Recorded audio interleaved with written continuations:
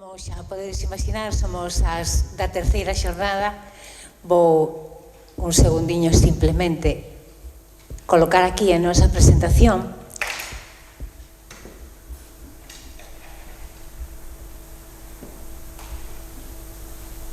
Aí está. Nos encargámonos da recollida de acceso á cultura e comunicación o 21 de maio en Arcade. Empezo por dar as grazas ao Concello de Antas de Ulla por facilitarnos este espazo e coincido con todas as persoas que me antecederon que parece moi acaído para o que hoxe nos ocupa. Grazas tamén ao Consello da Cultura que de forma creo que moi xenerosa e libre nos permitiu camiñar, facer este camiño de investigación alrededor dos dereitos culturais. Eu son María Fernández, son xestora cultural, responsable de comunicación da Cooperativa Cultural O Cable Inglés e formo parte desta Comisión Técnica Temporal de Políticas, Xestión e Políticas Culturais e estou, máis envolvida nesta liña de dereitos culturais que creo que este ano que traballamos aí a fondo e nos repartimos as compañeiras polas 4 provincias.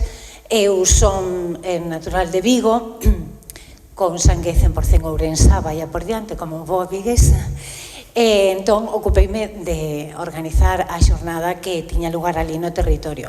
Marchamos para Arcade tamén con unha versión parecida a que hoxe nos trae aquí, que é descentralizar e deixar a metrópole e irnos para outro tipo de territorio.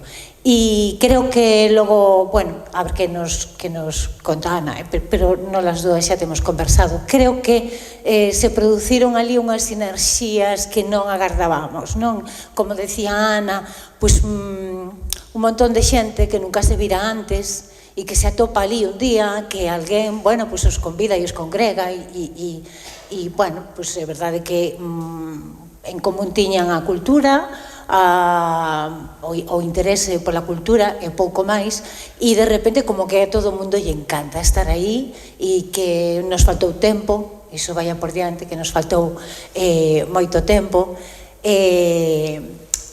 pero o caso é que chegados ali eu tiven a sorte de poder organizar esta xornada e con isto xa cedo a palabra a miña compañeira, colega cómplice hoxe aquí con 3 palabreiras fantásticas. Unha delas está aquí con nos, estará na seguinte sesión en Carnalago, faro guía para min destas xornadas. Outro é Mario Brión, coñecido polo seu labor divulgativo nas redes sociais como Laxo Mario, que hoxe non nos pode acompañar, que lle mando desde aquí un abrazo. E a terceira palabreira é esta muller que a mí me parece unha xornalista implicada, rigorosa e que lle pon moitísimo cariño a información cultural e que por iso eu a convidei a miña xornada e a convido hoxe aquí. Benvida, Ana, grazas por acompañarme. Moitas grazas a ti. De verdade que sempre que me presentas que me poño nerviosa porque isto é o que temos, este síndrome de impostora que sempre comentamos. Eu sempre lle rifo por iso, sí. Eu quero agradecer a túa xenerosidade, quero agradecer ao Consello da Cultura que se crease este espazo e efectivamente como xornalista para min foi moi enriquecedor tamén participar xa non só como palabreira, senón xa para o meu labor profesional, participar nun traballo, nun proxecto como este, onde efectivamente as sinerxías que se crearon foron moi interesantes, sobre todo porque había moita vontade de escoita entre as persoas que estábamos ali, algo que igual podemos dar por feito, pero que creo que podemos estar en diferentes foros sabemos que non é tan doado que as partes realmente se escoiten e que non se produzan diálogos de besugos ao final, no que cada un conta o que xa tiña preparado pero non está disposto a que isto sexa permeado polo que están contando as demais, non? Entón, neste sentido, as conclusións que se foron as que fomos chegando aí e das que imos falar un pouco agora, está claro que que foron coincidentes e que son necesarios piares aos que mirar para mudar o paradigma actual, non? Pois algo así. Si eu quixera comezar o relato do que foi esta terceira recollida dando as gracias aos compañeiros que me antecederon, Alberto e Roberto, porque bueno, primeiro por abrir o camiño, non? Que sempre é máis difícil. E despois porque participando nesas dúas primeiras recollidas, pois eu aprendín moito e leveime moitas aprendizaxes. Entón, cando chegou o momento de organizar a recollida que a mí me tocaba dedicada á comunicación, pois con todo iso aprendido e se cadra pola miña de formación profesional como xornalista, non? Pois sentín que me faltaban datos, non? Que me faltaban datos para contar, para dimensionar mellor o que estaba acontecendo e o que pretendíamos recoller. E para isto, e un pouco servíndome tamén de varias cousas que xa se falaron aquí hoxe, pois vou usar o exemplo dun serán, non? Por aquilo non de que non temos que traer cultura aos territorios, os territorios teñen a súa cultura. Se vamos, por exemplo, e collemos o exemplo do serán, pois non é igual dicir, sí, nos xa tiñamos festas e tiñamos seráns e xa había esa comunidade, e xa había esa celebración, xa había ese coñecemento e esa sabedoría, esa expresión cultural, esa participación, ese facer parte e crear, non? Pero non é igual dicir iso que poñerlle datos e saber que, por exemplo, na parroquia ou na zona de Gargamala, en Pontevedra, o caso que eu máis coñezo, había serán 4 veces por semana, martes, xoves, sábados e domingos. Vos imaginades estar de trola 4 veces por semana? E non acababa cedo e o día seguinte había que traballar. Bueno, pois solamente era como un pequeno exemplo para dicir que as cifras tamén nos axudan a entender mellor algúns feitos, non? E algúns conceptos. Por iso eu decidín darlle unha voltiña á metodoloxía e pensei que sería boa idea facer unha enquisa previa á xornada. Bueno, non fun moi ambiciosa e me limitei a facer esta enquisa en 3 proxectos que eu convidara a participar e que vos vou presentar aquí. Decidín coller, vadelo ver agora, pois facer unha selección de proxectos que me permitirse, bueno, pois abranguer todo o posible o espectro cultural nos seus distintos eidos e entonces pola parte de comunicación e deseño convidamos as Peaky Blinders, pola parte de, bueno, un proxecto cultural que traballa moito coa comunidade desde distintos ámbitos, a Morada Cooperativa. Na parte das escénicas, a Sala Ártica de Vigo, na parte editorial, Catro Ventos Editora, na parte audiovisual, Cru Producións, na parte de contidos digitais, o MUBI, o Museo do Videoxogo que está en Cangas, que podíamos pensar o Museo do Videoxogo pois podía estar nunha cidade, pero está en Cangas. Bueno, houve aí moitos criterios de escolla, temos o tempo que temos, non vou afondar moito máis, pero son cousas que están pensadas desde estas ópticas. E o proxecto EWA na parte de arquitectura e arte urbana, sin sala audio como música e experimentación sonora nese ámbito. E, bueno, pois con estes 8 proxectos e 2 máis que me pareceu interesante engadir á mostra, que son, por un lado, o Centro Social A Nubeira de Vigo, de recente creación, que me parecía que aportaba, digamos, bueno, pois toda esa parte de comunidade. Falamos de 8 proxectos culturais, non? pero nos faltaba un pouco máis a cidadanía, e convidei tamén a participar na enquisa a xornalistas galegas como colectivo directamente implicado na comunicación, que era o obxecto de análise desta xornada. Entón, con esta mostra destas 10 participacións, pois vou simplemente a facer un resumo super breve dos resultados que eu creo que son máis chamativos e que, bueno, nos poden dar lugar hoxe aquí a varias cuestións. A primeira pregunta era, pois, se se coñecían os dereitos culturais e, repito, poño o marco de que estamos falando con persoas que traballan na cultura. Por iso os datos me parecen aínda máis alarmantes. E estas foron as respostas. Temos a un 60% das persoas que participan na enquisa que manifestan que non tiñan coñecemento, consciencia da existencia dos dereitos culturais antes de participar e de ser convidados para esta xornada. A mí pareceme bastante forte. Despois, preguntamos tamén se sabían que o Ministerio daquela, aínda non presentado, estaba preparando un plan de dereitos culturais e de volta un 60% non o sabía.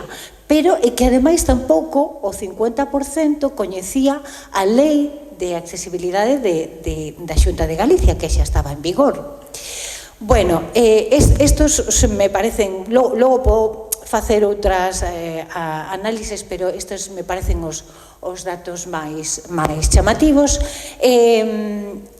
As persoas tamén nos deron, bueno, pues bastantes ideas de como pensan que se podería facer chegar esta información sobre dereitos culturais á cidadanía, e recollen aquí algunhas, non? A través de campañas de comunicación, con máis encontros participativos nas comunidades, como os que fixemos, integrando, por suposto, nos programas educativos, e, bueno, mediante comunicación e formacións orientadas ás profesionais, e dunha forma moi xenérica, pois con esa reivindicación exercendo e cumprindo na práctica o que xa está escrito, non?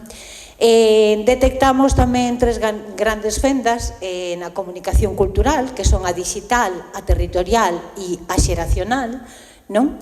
E en canto a fenda digital, bueno, pois podemos pensar que o territorio está cuberto, pero aí nos queda unha pequena parte que ten problemas, e que é un 10 e un 20% que ás veces, e según por onde vayan no territorio, tamén pode ter ese problema, e isto non é algo menor. Sobre a fenda territorial, pois efectivamente temos a noción de que non podemos comunicar da mesma forma para a poboación que vive nas cidades e para a que vive nas zonas máis rurais. E, sobre todo, esta é unha parte que eu considero que ten bastante chicha, a pregunta de si nos consideramos periféricos. Aquí tedes un 100%, nos consideramos periféricos, e isto significa, como lle digo sempre eu, que nos custa moitísimo sacar os nosos proxectos e divulgar os nosos proxectos culturais, a nosa cultura no xeral, de Pedrafita para lá, aquilo é xa territorio comanche.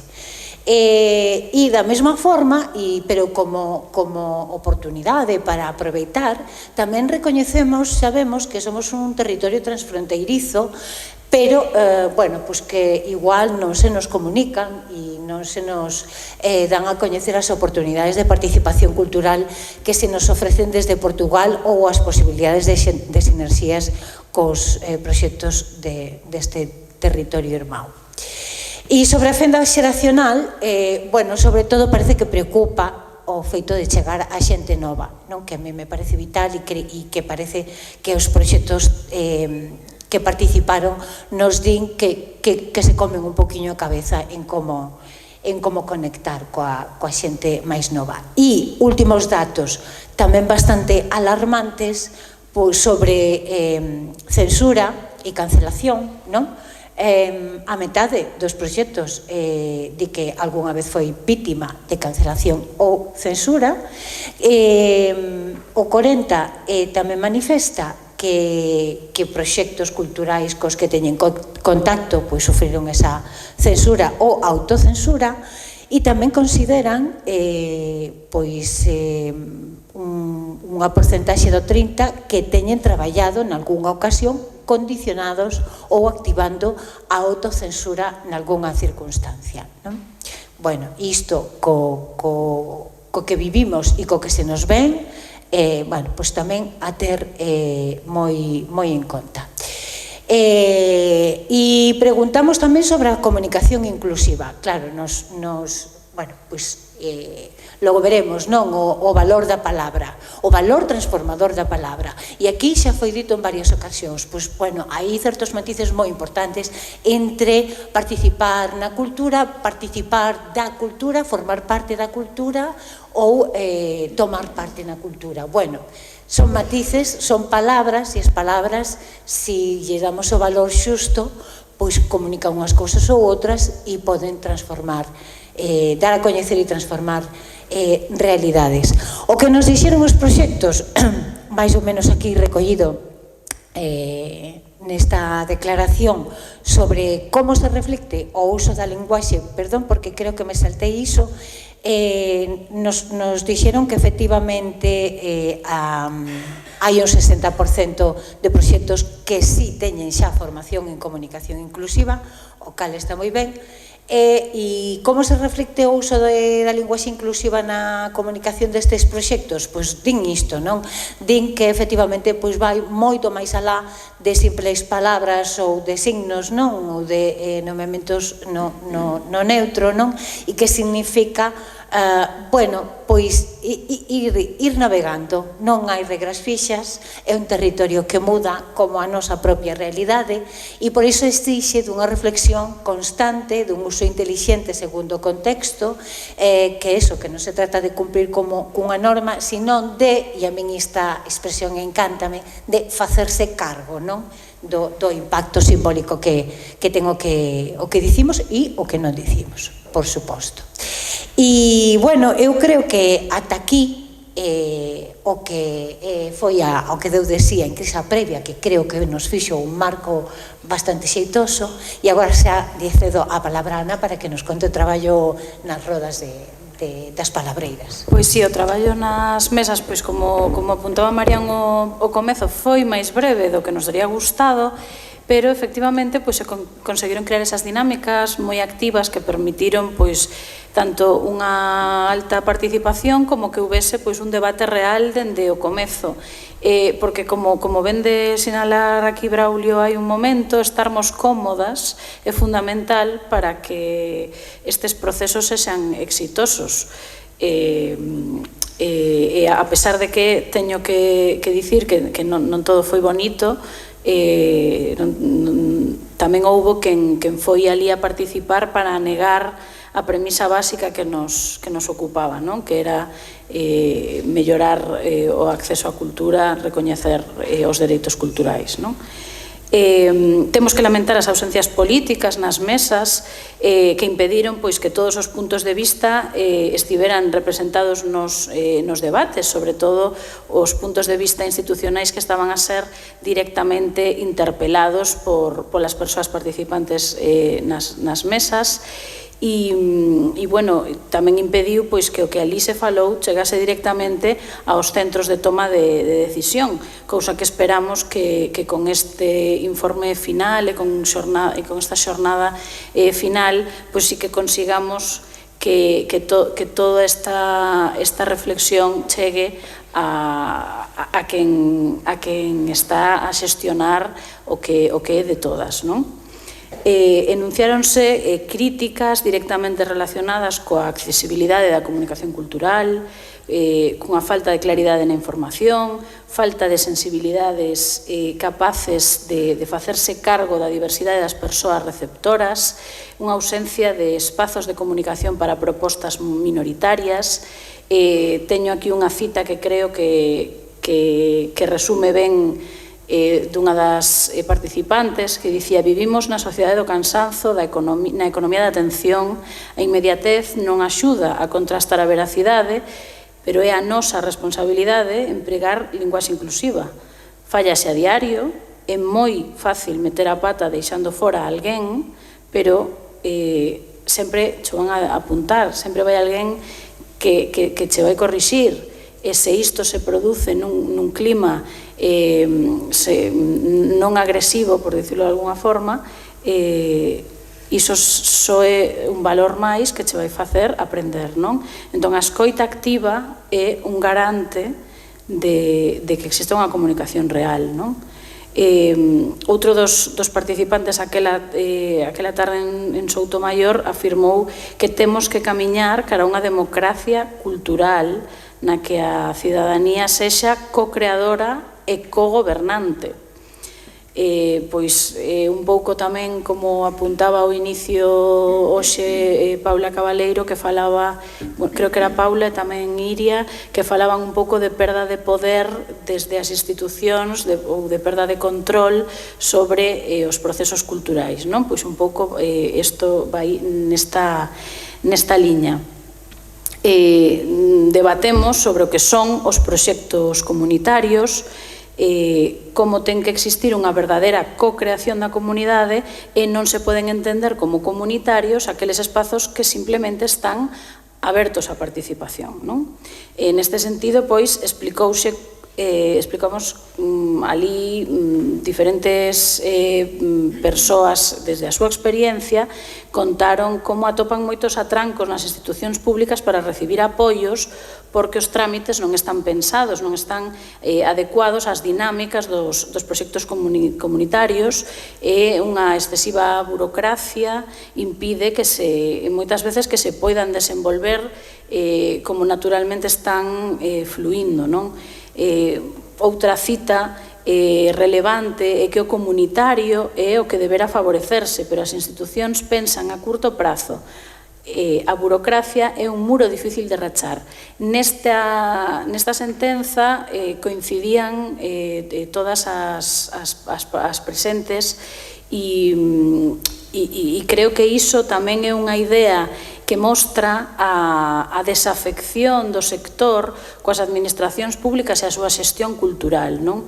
Que isto probablemente vaya máis alá do tema dos dereitos culturais, pero está presente un elemento a ter moi en conta, non?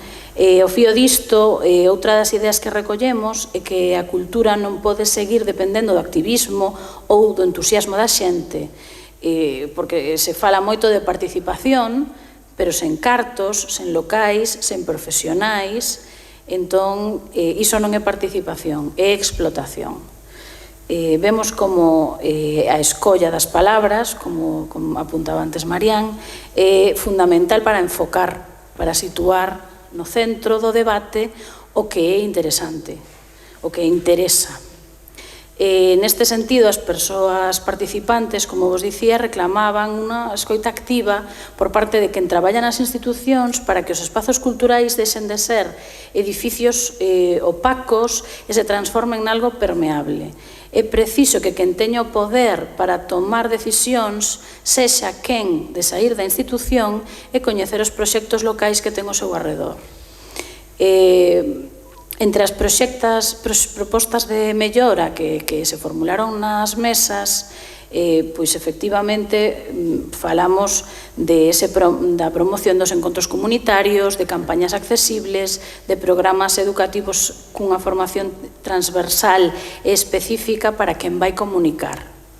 Pero neste punto, sobre todo, pediuse algo que é básico ou tan básico como o cumprimento efectivo do xa recoñecido por lei en moitos casos. Evidenciouse como no sector se percibe que se están a crear normativas que non aportan nada na práctica porque non se cumpren.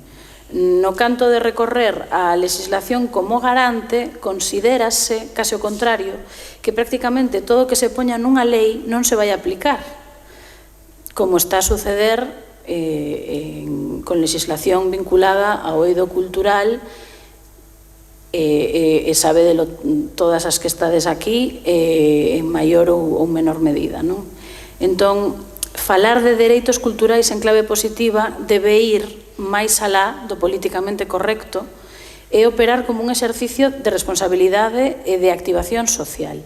E significa recoñecer que as palabras poden construir confianza, empatía e pertenza, elementos que son imprescindibles para que toda a cidadanía poida exercer, gozar e crear cultura en igualdade e sentila como un ben común. A palabra pois ten que servirnos para recoñecer, para nomear, para ampliar o imaginario, para reducir a crispación existente na sociedade actualmente, para xerar esa corresponsabilidade necesaria para que os dereitos culturais sexan efectivos. E, en definitiva, a comunicación en dereitos culturais debe non só transmitir información, senón construir vínculos sociais. Escoller correctamente as palabras, estámoslo vendo aquí, tende pontes entre proxectos culturais e os dereitos culturais da cidadanía. E teño que engadir que, aínda que este tema non foi especificamente abordado nas mesas, porque, como dicía antes, faltounos tempo, eu como xornalista teño que engadir que o papel do xornalismo aquí sería fundamental, que o xornalismo probablemente non estea a exercer correctamente o seu labor a causa da brutal precariedade laboral que a crise profesional e de descrédito incluso da nosa profesión, da que eu estou disposta a falar abertamente e incluso convido o Consello da Cultura a que tamén queira crear foros para que poidamos debatir sobre isto, porque ao final os medios de comunicación deberán ser axentes moi activos na cuestión dos dereitos culturais e nomeadamente os medios de comunicación públicos.